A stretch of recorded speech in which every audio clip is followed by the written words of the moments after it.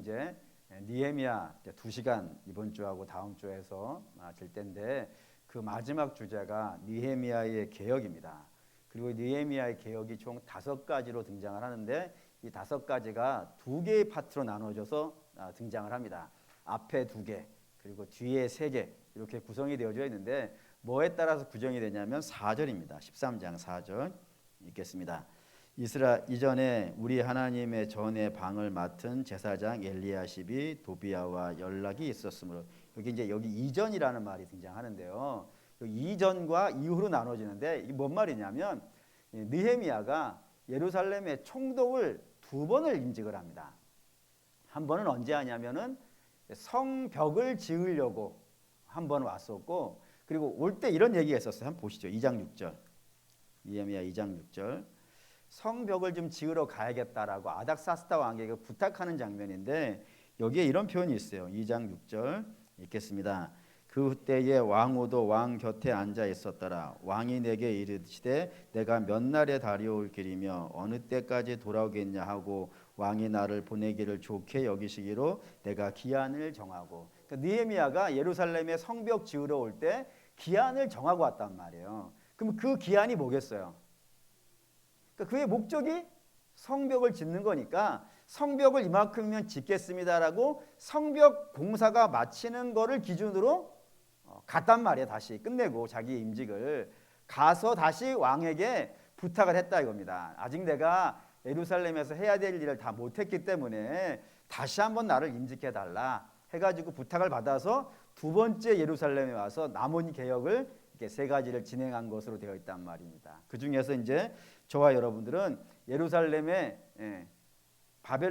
페르시아에 가기 전 성벽을 짓고 그 사이에 있었던 2가지의 개혁을 오늘 살펴보도록 하겠습니다. 그 첫 번째가 12장 27절입니다. 12장 27절 읽겠습니다. 예루살렘 성벽을 봉헌하게 되니 각 처의 레위 사람들을 찾아 예루살렘으로 데려다가 감사하며 노래하며 제금을 치며 비파와 수금을 타며 즐거이 봉헌식을 행하려 했다. 성벽을 짓고 나서 뭘 했다고요? 봉헌식을 했다. 이게 중요한 첫 번째 개혁이라 이겁니다. 왜냐하면 이스라엘의 타락은요 성전 제사의 타락이 아닙니다. 뭔 말이냐면 이스라엘에 예루살렘이 있고 예루살렘에 뭐가 있죠?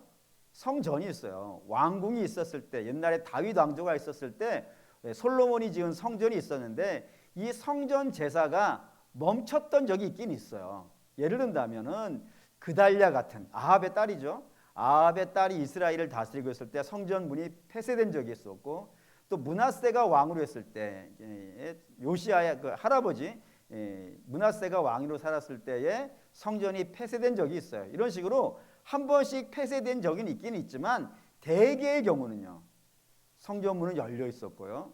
성전이 열려 있으니까 당연히 뭐를 하고 있겠어요? 제사가 있었다 이겁니다. 그러니까 제사가 드려지고 있단 말이에요. 근데 드려지고 있는데도 불구하고 문제가 생기더라는 겁니다. 예를 들면 예레미야 볼게요. 예레미야 7장 2절. 예레미야 7장 2절. 구약성경 1060페이지 7장 2절 보시고 접지 마시고 봅시다. 2절 읽겠습니다.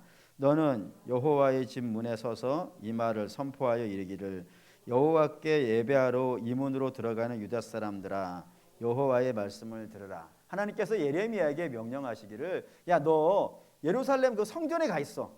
성전에 그 문 앞에 가 있어.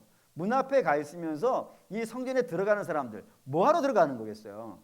예배하러 들어가는 사람들에게 이 말을 좀 꼭 해라고 명받은 말이 있습니다. 말씀이 있어요. 그게 뭐냐면 3장 3절 4절 3절 4절 읽을게요. 만군의 여호와 이스라엘의 하나님께서 이와 같이 말씀하시되 너희 길과 행위를 바르게 하라. 그리하면 내가 너희로 이곳에 살게 하리라. 너희는 이것이 여호와의 성전이라 여호와의 성전이라 여호와의 성전이라는 말을 거짓말을 믿지 말라. 아주 센 말씀이 등장했어요. 하나님께서 이 성전을 보시고 뭐라 하시냐면 여기 성전 아니다는 거예요. 성전 아니라고. 그것도 몇 번에 걸쳐서 3번이죠. 뭐 누차 말씀드리지만 2번은 강조, 3번은요 겁나 강조 이런 겁니다. 엄청나게 하나님이 세게 강조하시면서 여기 성전 아니라 그러는 거예요. 그러면 이제 생각해 볼 수 있어요.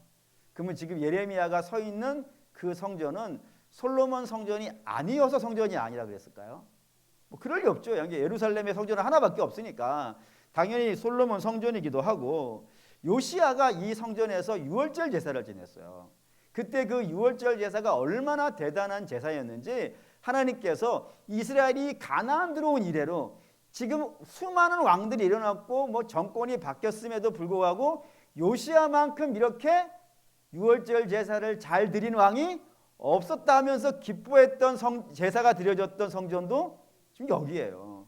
근데 그 성전을 향해서 하나님이 여기 성전 아니다라고 이야기한다 이겁니다. 그럼 당연히 이제 왜 그러느냐라는 것이 이제 질문이 돼야 되는 걸 거예요. 그럼 이렇게 대답해야 됩니다. 사랑하는 우리 믿음의 성도 여러분, 성전은 뭐 하는 곳인가요? 예배하는 곳입니다. 그러면 예배하고 나면은 예배하고 난 사람들이 어떤 모습이 되어줘야 되는 걸까요? 최소한 이런 거 있지 않습니까? 목욕하러 들어왔어요. 목욕하러 가는 거예요. 목욕탕에 들어갈 때는 꾀죄죄한 모습으로 들어갈 수 있어요. 그렇죠? 근데 목욕하고 나오면요, 깨끗해져 나와야 되는 거예요. 그거 뭐 앞뒤 잴 거 없잖아요. 성전에 들어올 때는 아주 웃긴 모습으로 들어오면 안 돼. 좋은 모습으로 들어와야 돼. 근데 저렇게 막 깨지고 부서지고 무너지고 막 그런 아주 누추한 모습으로 들어올 수 있어요. 그런데 예배를 하고 나서는요, 달라져 있어야 될 건 아니겠습니까? 왜냐하면 예배의 순서가 그래요. 예를 든다면 예배 맨 처음에 시작하면 뭐하냐면 신앙 고백합니다. 신앙 고백 뭐죠? 내가 믿는 하나님 누구냐 이거예요. 여러분 신앙 고백할 때 한번 분명히 생각하고 하셔야 돼요. 그냥 주문 외우듯이 하지 마시고, 물론 여러분들은 그런다는 게 아니라 좀 한 단어 좀 곱씹으면서 도대체 내가 믿는 하나님이라는 분은 어떤 분인가?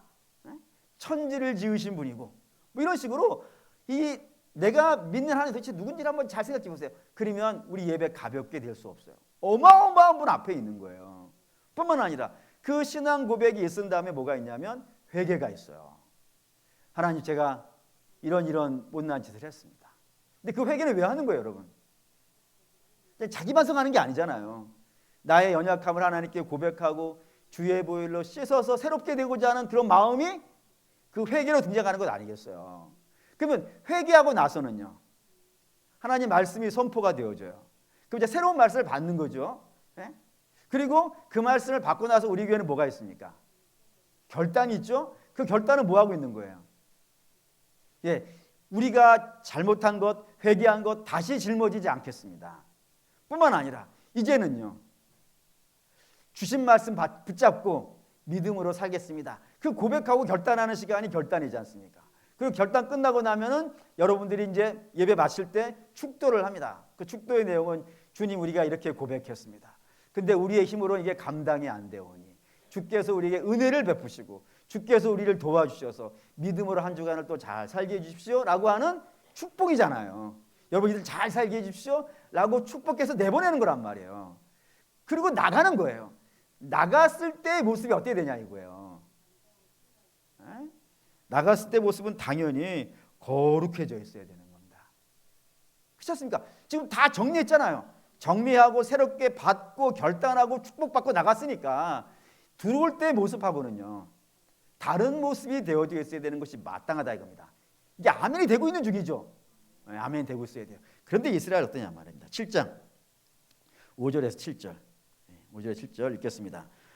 너희가 만일 길과 행위를 참으로 바르게 하여 이스라엘 사이에 정의를 행하며 이방인과 고아와 과부를 압제하지 아니하며 무죄한 자의 피를 이곳에서 흘리지 아니하며 다른 신들 뒤를 따라 화를 자초하지 아니하면 내가 너희를 이곳에 살게 하리니 곧 너희 조상에게 영원 무토록 주는 땅이니라. 하나님이 지금 이스라엘 책망하고 있는 거니까 하나님 지금 여기 성전 아니다, 성전 들어가는 사람들에게 여기 성전 아니다 라고 말씀하시는 이유라 이겁니다. 이게 뭐였냐면은 저들의 살아가는 삶이 어떻다고요?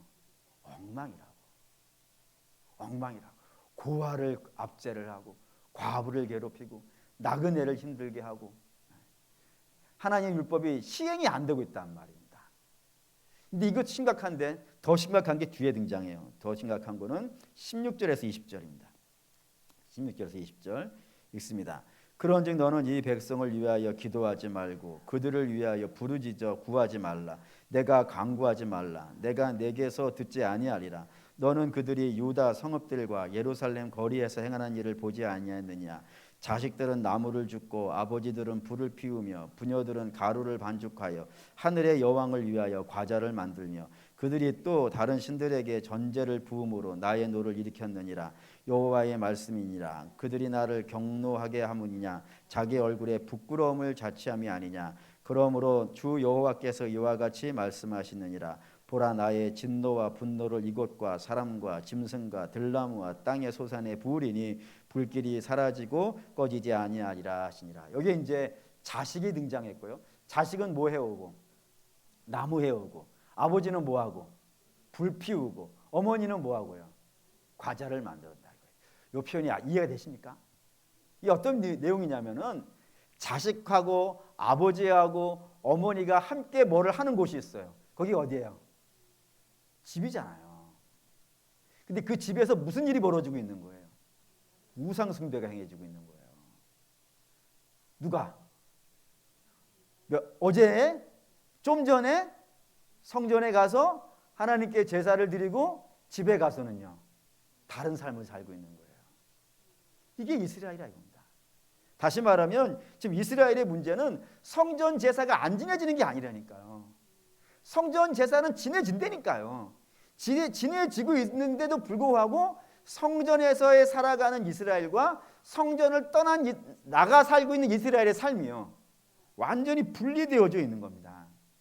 여러분, 우리 신앙의 위기는 어쩌면 핍박의 때 일어나는 게 아니에요. 물론 핍박의 때가 신앙의 위기가 오는 건 사실입니다. 근데 정말 큰 위기는 우리의 예배와 우리의 삶이 나누어져 버리는 거예요. 그래서 예배는 예배대로 따로 드리고, 그리고 그 예배가 우리의 인생의 삶을 지배하지 못하고 삶은 다른 게 지배하고 있는 거예요.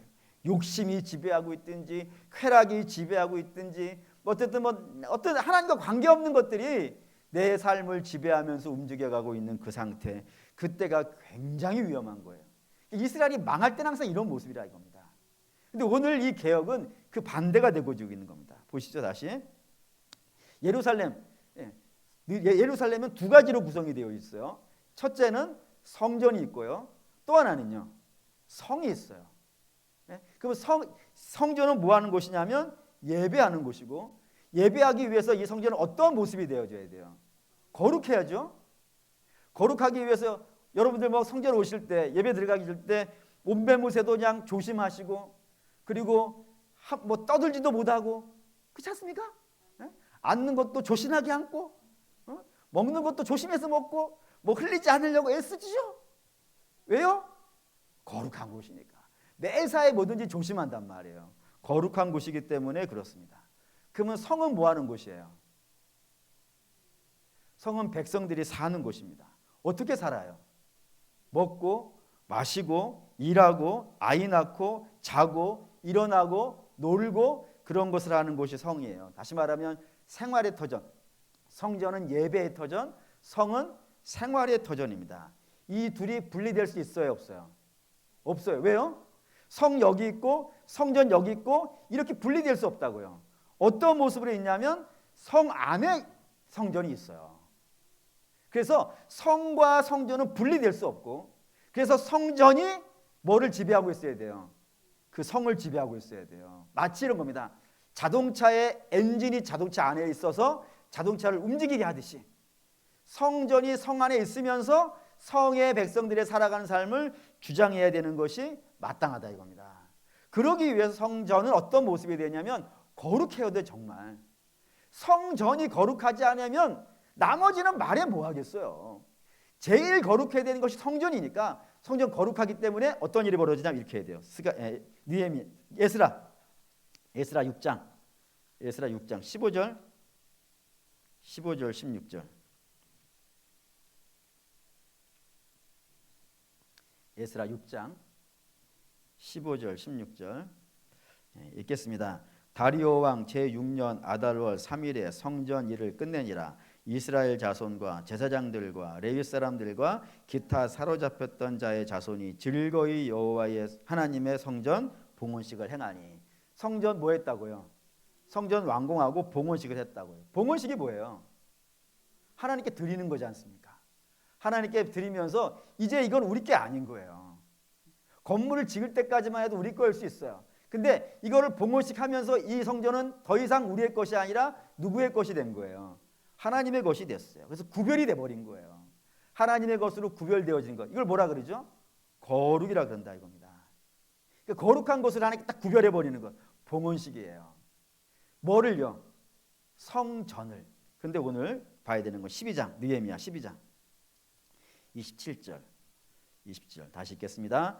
예루살렘 성벽을 봉헌하게 되니 각 처의 레위 사람들을 찾아 예루살렘으로 데려다가 감사하며 노래하며 재금을 치며 비파와 수금을 타며 즐거이 봉헌식을 행하려 하며. 뭐도 봉헌식을 하고 있는 거예요. 성벽도. 그러니까 성전만 봉헌식을 하고 있는 게 아니라 성벽도 봉헌식을 하고 있다니까요. 그래서 이 성벽이 누구 것이 되게 하려고요? 하나님의 것. 그러니까 성전도 하나님의 것이고 성도 하나님의 것이에요. 그러니 성전에서 거룩하면 어디서도 거룩해야 돼요? 성에서도 거룩해야 되는 거예요. 그러니까 느헤미야의 개혁은 뭐냐면 예배와 삶을 통일시키는 거예요. 이전까지는 이스라엘이 예배드리는 삶과 생활하는 삶이 다를 수 있어요. 달랐어요. 그래서 망했어요. 그런데 이제는 예배 드리는 대로 살라 이겁니다. 예배를 드렸으면 예배 드리는 것으로 인생을 살아야 되는 것이 마땅하다는 겁니다. 이게 우리도 마찬가지예요. 성도는 교회 안에서의 생활과 교회 밖의 생활이요, 구별이 되면 안 됩니다. 같아야 돼요. 뭘로 같아야 되냐면 거룩이라는 것으로 같아야 돼요. 그래서 교회에서 거룩하면 여러분 집에 가서도 거룩하셔야 돼요. 여러분들이 교회에서 거룩하시면은 직장에서도 거룩하셔야 되고, 여러분들이 여기서 거룩하시면 저기서도 거룩하셔야 되는 겁니다. 이게 구별이 되면 안 된다 이거예요. 그렇기 때문에 우리 사랑하는 믿음의 성도 여러분, 여러분의 가정을 하나님께 봉헌하기를 바랍니다. 여러분의 직장 생활도 하나님께 봉헌하시기를 바라고요. 그리고 여러분들이 뭐 주부들 많으시니까 주부가 일하시는 그 주방도 하나님께 구별되기를 원해요. 그래서 막 주방에서 설거지를 하다가 이 남편이 내가 그냥 수세미로 밀어버려 이러지 마시고, 우리 남편 거룩해지기를 원합니다. 할렐루야. 이 지저분한 내면이 다 닦여가지고 뻐쩍뻐쩍 빛이 나기를 원합니다. 기도하시면서 하시라고요. 할렐루야. 구별되면 안 된다 이거.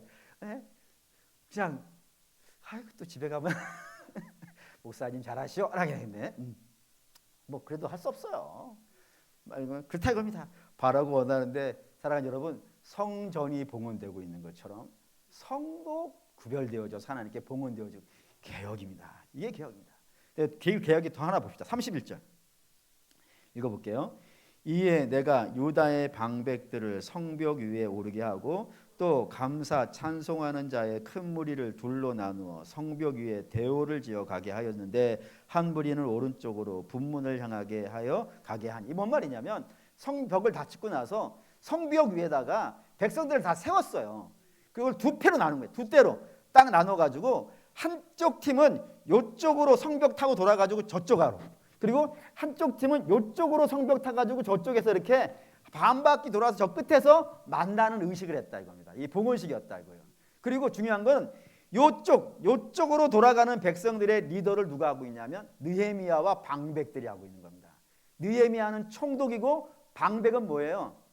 귀족, 높은 사람들, 그런 사람들이 한 팀을 이루어가지고 앞장서가지고 이렇게 돌았고, 또 한쪽은 제사장들이 앞에 서가지고 에스라 같은 제사장이 앞에 서가지고 이쪽으로 이렇게 돌아와서 만났다 이겁니다. 이게 예루살렘 성이 지켜지는 두 가지 원리라고 되어져 있다 이겁니다.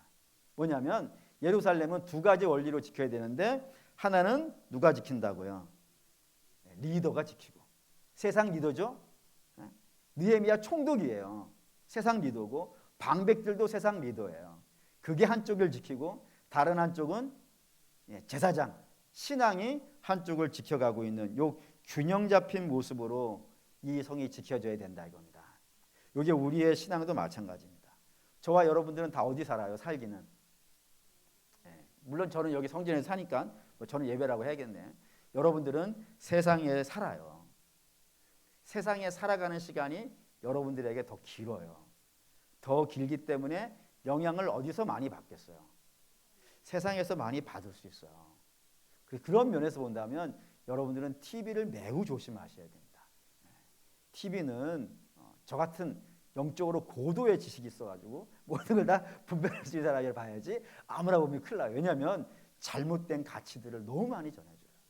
예를 든다면은 잘 사는 거를 다 뭘로 표현하는 거예요? 부자로 표현한다니까요. 그런 식으로 표현을 해요. 뿐만 아니라 주인공은 다 누가 해요? 예쁜 사람이에요. 안 예쁜 사람은 뭐 해요?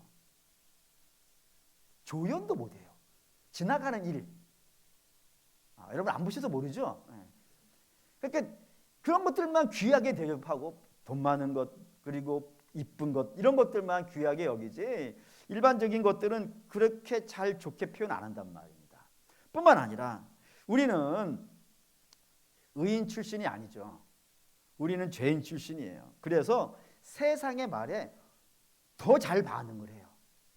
예를 든다면 저한테는 그런 경험이 있어요. 제 동생이 서울에 살고 있는데 그 친구가 목동에 좀 뽀짝뽀짝한 동네에 살았어요. 거기에 제가 살고 있을 때 가봤죠. 갔더니 이제 저한테 막 별의별 얘기를 해요. 뭔 얘기를 하냐면은 이 동네 아줌마들은 모이면은 하는 얘기가 있다는 거예요. 그래서 무슨 얘기를 하냐 물어봤더니 하루에 자녀를 학원을 7개를 보내는 이야기를 한다는 거예요. 그래서 자녀를 잘 가르치려면은 자녀를 좀 빛난 인생을 만들어 주려면은 학원을 많이 보내줘야 된다고.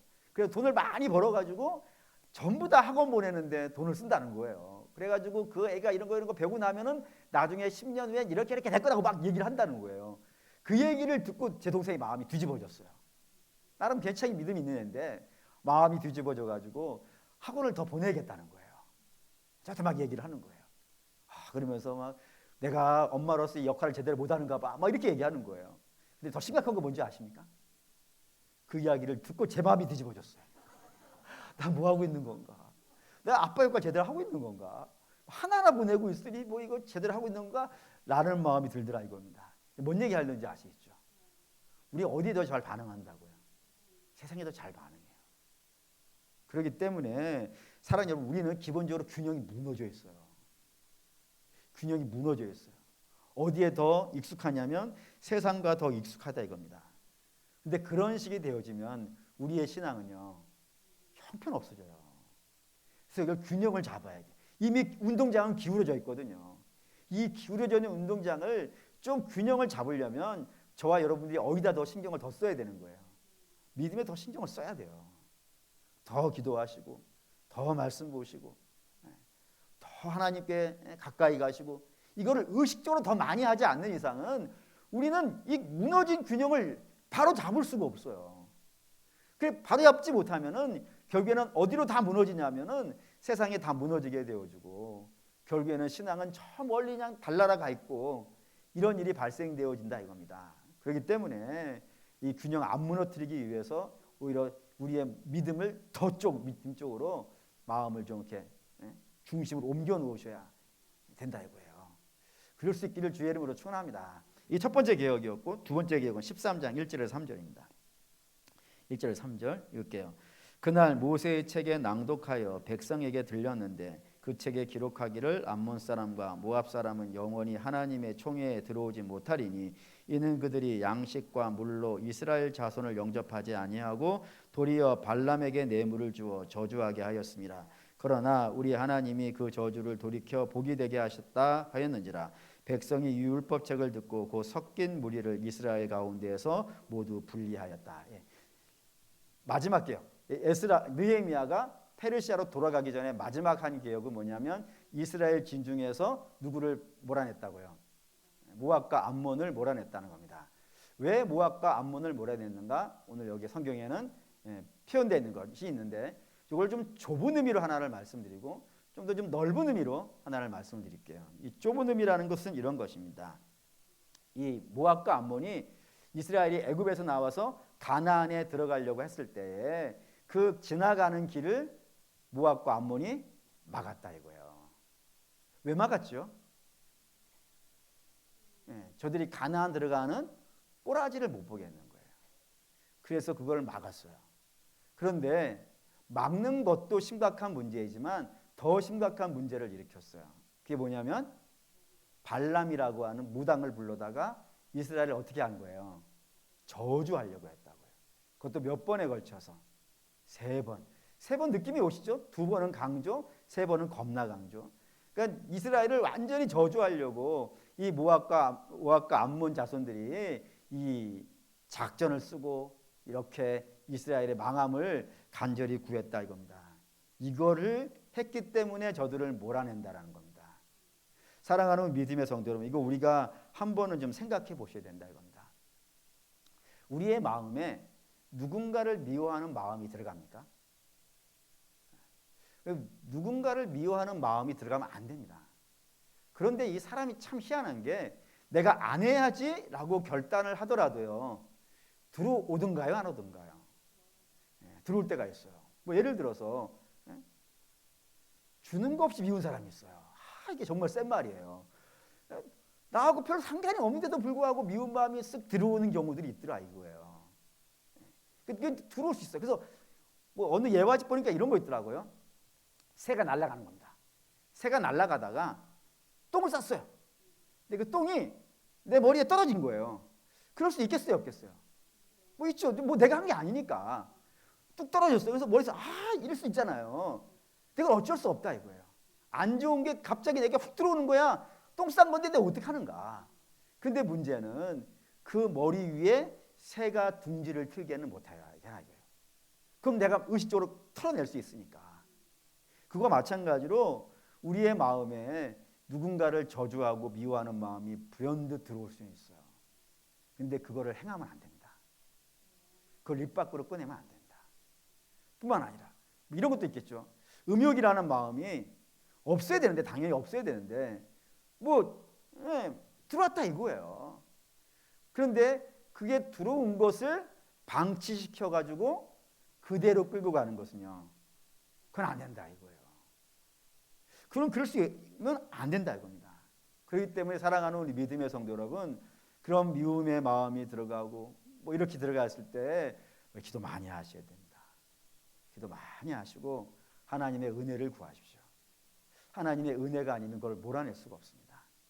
그런데 그건 이제 좁은 의미고, 조금 더 좀 넓은 의미로 이야기한다면 우리 안에 이방 세력들이 있어요. 사람이라 하긴 좀 그렇죠. 왜냐하면 우리가 다 이방 속에 살고 있기 때문에 저들과 우리가 따로 분리되어지는 것은 천국에 갔을 때나 분리가 되어지지, 이 땅에 살고 있는 동안 알곡과 가라지가 같이 자란단 말이에요. 그렇기 때문에 같이 섞여 있기는 있는데, 그럼에도 불구하고 이방 세력들이 우리의 마음 안에 둥지를 트고 우리의 삶을 지배하려고 하는 것들은요, 그건 막아야 된다 이겁니다. 뭐 예를 든다면 성경 이런 것들을 표현해요. 노아의 방주 있어요. 노아가 나무로 방주를 만들고 그 나무와 나무 사이에 역청을 발랐다고 되어 있습니다. 그 역청의 용도는 뭐겠어요? 밖에 있는 물이 안으로 못 들어오게 하는 거예요. 왜냐하면 지금 밖의 물은 어떤 상태인 거예요? 세상을 다 휩쓸어 가고 있는 거예요. 모든 사람을 다 휩쓸어 가고 있는 그런 세상적인 가치관들이에요. 그게 교회 안으로 들어온다면요, 교회가 그 세상 풍조 안에서 망하지 않겠습니까? 그렇기 때문에 이 세상의 더럽고 악한 풍조들이 교회 안으로도 들어오면 안 돼요. 그게 뭐 이렇게 나쁜 것만이 아니더라도 세상의 가치관들도 있어요. 뭐 돈 중심의 가치관이라든가, 뭐 세상은 다 그런 식으로 살아가지 않습니까? 그런 가치관들, 그런 것들이 교회에 막 들어와가지고 교인들이 막 재산으로 구분되어지고 사회적 지위로 구분되어지고 그렇게 되어지면 그게 교회겠어요. 그러면 안 된다 이겁니다. 또 뿐만 아니라 교회라는 말도 마찬가지죠. 교회라는 말이 헬라어로 에클레시아라고 부른다고 했어요. 클레시아는 세상이에요. 에크는 어떤 거예요? 에크는 그냥 나온 게 아니에요. 강제로 빼낸 거예요. 엑기스라 그랬지 않습니까? 엑기스는 그냥 나오는 게 엑기스가 아니라 통에 집어넣고 막 삥삥삥 돌리고 그냥 어마어마하게 눌러가지고 강제로 빼내는 게 엑기스잖아요. 우리가 그렇다 이겁니다. 우리는 자발적으로 세상에서 나온 사람들이 아니라니까요. 예수 그리스도께서 우리를 위해 십자가에 달려 죽으시고 그 피로 우리를 빼낸 거란 말이에요. 교회라는 곳은 세상에서부터 강제로 빼어내온 곳인데 그 성도와 그 교회가 세상과 같이 손을 잡는다는 것은요, 그게 가당키나 하겠습니까? 당연히 분리되어지는 것이 마땅하다 이거예요. 더 가볼까요? 요한계시록 보죠. 요한계시록 17장. 요한계시록 17장에 큰 성 바벨론의 모습이 등장해요. 큰 성 바벨론은 세상을 상징하는 그런 성인데 이 성의 모습을 성경은 이렇게 설명을 합니다. 1절에서 5절을 한번 읽어볼게요. 읽겠습니다.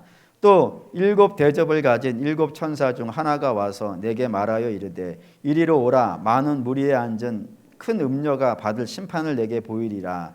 땅의 임금들도 그와 더불어 음행하였고 땅에 사는 자들도 그 음행의 포도주에 취하였도다 하고 곧 성령으로 나를 데리고 광야로 가니라. 내가 보니 여자가 붉은빛 짐승을 탔는데 그 짐승의 몸에 하나님을 모독하는 이름들이 가득하고 7머리와 10뿔이 있으며 그 여자는 자줏빛과 붉은빛 옷을 입고 금과 보석과 진주로 꾸미고 손에 금잔을 가졌는데 가증한 물건과 그의 음행의 더러운 것들이 가득하더라. 그의 이마에 이름이 기록되었으니 비밀이라 큰 바벨론이라 땅의 음녀들과 가증한 것들의 엄이라 하였더라. 라고 여기 큰 성 바벨론의 모습을 설명하는데 이것만 딱 잘라서 볼게요. 4절에 자줏빛과 붉은빛 옷을 입고 금과 보석과 진주로 꾸미고 손에 금잔을 가졌다고요. 멋있어 보이나요? 안 멋있어 보이나요? 그냥 이렇게 빠져주세요. 빠지라 그런 거니까. 멋있어 보이나요? 안 멋있어 보이나요? 멋있어 보이죠. 멋있어 보이기 때문에 2절에 땅의 임들과 땅에 사는 자들이 그와 함께요 다 음행하는 거예요. 근데 그의 안쪽에 있는 내면적인 이 내용은요, 겉은 번쩍번쩍하고 빛나지만 그 속에는 다 뭐라고요? 하나님의 반역이라고요. 불신이라고요. 그게 세상이라 이거예요. 그러니까 세상은 우리 눈에 볼 때는 야 멋있어, 저렇게 살면 참 대단할 것 같아 라고 할 수 있을지 모르겠지만 그 안에 있는 것들은 하나님과 관계가 없는 것들이라고요. 그런 것들은 어떻게 해야 되는 거예요? 보시죠. 14장 4절 요한계시 14장 4절 성도의 모습을 이렇게 설명해요. 14장 4절 읽겠습니다. 이 사람들은 여자와 더불어 음행하지 아니하고 순결한 자라. 어린 양이 어디로 인도하든지 따라가는 자며 사람 가운데에서 속량함을 받아 처음 익은 열매로 하나님과 어린 양에게 속한 자들이라고요. 그 땅의 임금들, 그 대단한 사람들, 땅에 사는 모든 사람들, 그 어마어마한 양의 사람들, 그런 사람들은 다 저기 번쩍번쩍하는 곳에 다 마음을 뺏겨가지고 다 그리 간다고요. 다 그리 간다고요. 그런데 하나님의 백성들은요, 그걸 따라가지 않는 거예요. 여러분, 금을 뭐라 그러죠? 금을 노다지라 그러죠? 금을 왜 노다지라 그래요? 옛날에 우리나라에 왔던 그 외국의 사람들이 금광에서 일을 하는데 우리나라 금을 캐내가려고 하는데 조선 사람들이 금을 캐다가 그 금을 만질라 그러니까 그 사람들이 이렇게 얘기했대요. No touch. 다 아는 얘기를 하니까 웃기지도 않죠? 만지지 말라고. 저는 그게 하나님 우리에게 하신 말씀 같아요. 세상의 욕심에 대해서 노타치 하세요. 너무 탐낼 일이 아닙니다. 물론 하나님이 주시면 감사함으로 받습니다. 내가 열심히 일한 것에 대해서 하나님이 주시는 건 분복이 맞아요. 하지만 욕심으로 살아가는 것은요, 우리의 신앙을 망가뜨린다 이겁니다. 그렇기 때문에 성도는 세상이 추구하는 가치가 우리의 인생의 목표가 되면 안 돼요. 그럼 몰아내야 돼요. 자꾸 우리 마음에 들어온단 말이에요. 자꾸 들어와가지고 우리의 신앙을 하나님 말씀이 아니라 떡으로 살아. 떡이 더 중요해 라고 이야기를 한단 말이에요. 뭐 믿음이 뭐 대단해, 예배가 뭐 대단해, 이 세상의 영광이 더 중요하지라고 하면서 자꾸 그쪽으로 얘기하고 우리 눈앞에 번쩍번쩍한 걸 보여준단 말입니다. 그러면 이제 우리 마음이 막 요동치고 흔들려가지고 아이 뭐 예배 다음 주에 또 하면 되지 뭐 이런 식이 되어질 수 있다고요. 근데 그런 마음을 우리 안에서 몰아내야 돼요. 몰아내야 돼요. 몰아내서 우리는 오직 누구만 따라가는 거예요? 어린 양 대신 예수 그리스도만 따라가는 겁니다. 그거를 위해서 지금 이 느헤미야가 있었을 때 모압과 암몬 족속들이 다 모았던 거예요. 이스라엘에 유익을 끼쳐주지 않아요. 저들은 뭐였냐면은 느헤미야를 죽이려고 했고 성전 짓는 것을 방해하려고 했고 백성들이 하나로 마음이 묶여서 기도하면서 믿음으로 살아가려는 것을 방해하려고 했고 그런 것들을 해왔던 자들이란 말이에요. 그거를 그대로 방치하고 있으면은 이스라엘 공동체가 어떻게 되겠어요? 그냥 그대로 망하는 것 아니겠습니까? 그렇기 때문에 우리의 믿음에 유익되지 않는 것, 우리가 하나님을 바라보는데 방해가 되는 것, 그리고 우리가 주의 영광을 위해 살아가는 것. 당연히 우리 알다시피 하나님은 이 백성을 당신의 찬송을 부르기 위해서 지으셨다고 했거든요. 그러면 우리가 그 믿음으로 살아가는데 그걸 흔드는 것들이 있다면은 우리 안에서 어떻게 해야 되는 거예요? 다 내보내야 돼요. 다 내보내야 돼요. 그걸 그래서 그 마음의 할례를 해야 돼. 하나님이 기뻐하시지 않는 것들은 자꾸 잘라가지고 쫓아내고 몰아내고 그게 선한 싸움입니다. 쉽지 않은 싸움이에요. 우리 안에도 죄가 있지만 제가 밖에도 있어가지고 밖에서 막 불화살을 쏴대고 내 안에서도 막 요동치게 하고 그러니 뭐 얼마나 큰 싸움이겠어요. 그러니 사랑하는 믿음의 성도 여러분, 이 어둠의 세상 주관자하고 싸워가는 건 이거 쉽지 않은 싸움입니다. 그래서 많이 기도하실 필요가 있어요. 그래서 결론 요즘 계속 이거 있는데 이거 또 있죠. 로마서 12장. 종종 자주 읽어야 될 말씀입니다. 로마서 12장 1절. 로마서 12장 1절 이거를요 결론을 삼을게요. 읽겠습니다. 그러므로 형제들아 내가 하나님의 모든 자비하심으로 너희를 권하노니 너희 몸을 하나님이 기뻐하시는 거룩한 산 제물로 드리라. 이는 너희가 드릴 영적 예배니라. 우리 예배 잘 드리는 거 마땅합니다. 우리가 행함으로 드리는 예배도 잘 드려야 됩니다. 그런데 뭣도 예배로 드릴 수 있어야 된다고요. 삶도 예배로 드릴 수 있어야 된다고요. 그러니까 성경은 항상 동일한 표현을 써요. 신앙과 삶이 분리되어지면 안 된다고. 이게 하나가 되어져서 신앙이 삶을 끌고 다니면서 믿음으로 가게 하는 그런 삶을 살아가는 것. 이게 개혁이었다는 사실을 명심하시고 우리의 믿음도 자꾸 한번 점검해 보시죠. 혹시 예배드리는 삶과 내가 세상 살아가는 삶이 괴리되어져서 교회에서의 교회에서는 목사인데 집에 가서는 개차반되어 있는 그런 모습이 되어져 있지 않은지 한번 좀 잘 살펴보셔가지고 그게 점검의 기회가 되어져서 고칠 수 있고 회개할 수 있는 기회가 있다는 건 참 감사한 일입니다.